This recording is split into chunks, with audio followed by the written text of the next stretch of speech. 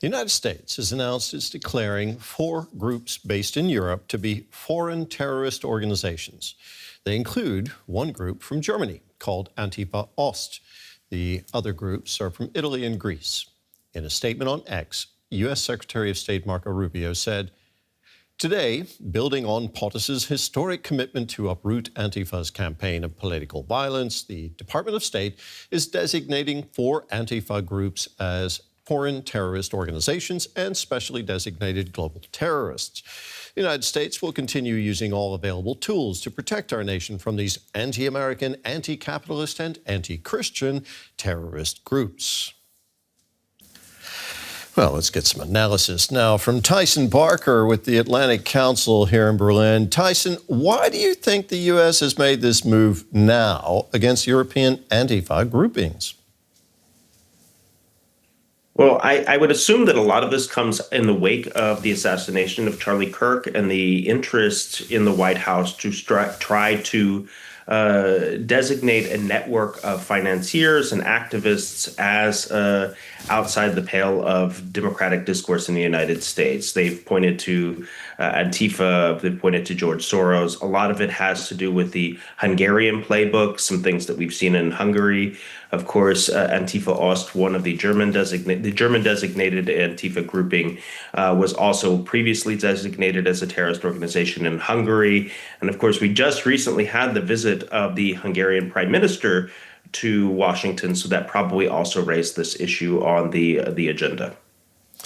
Now, condemning Antifa groups has been a hallmark of the Trump administration since the beginning, since Trump's first presidency. Tell us more about where this is coming from, Tyson.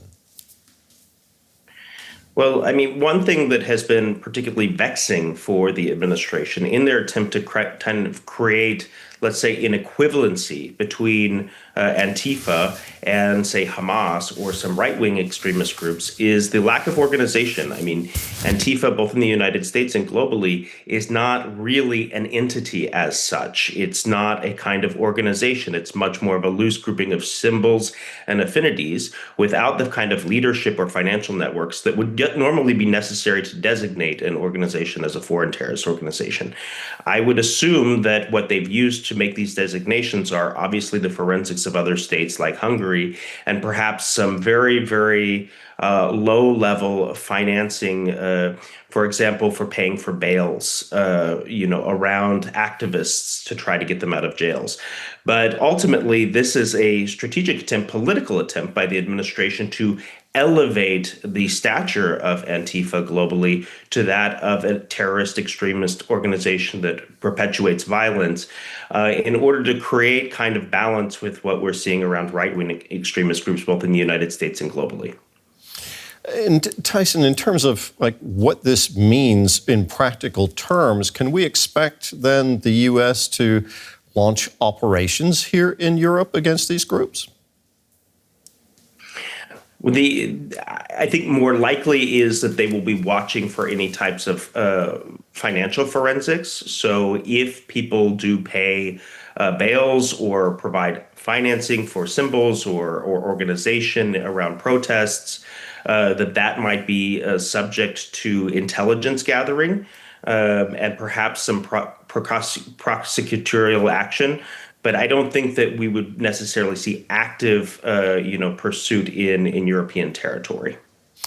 Tyson, thank you very much, as always. Tyson Barker from the Atlantic Council here in Berlin. Thank you.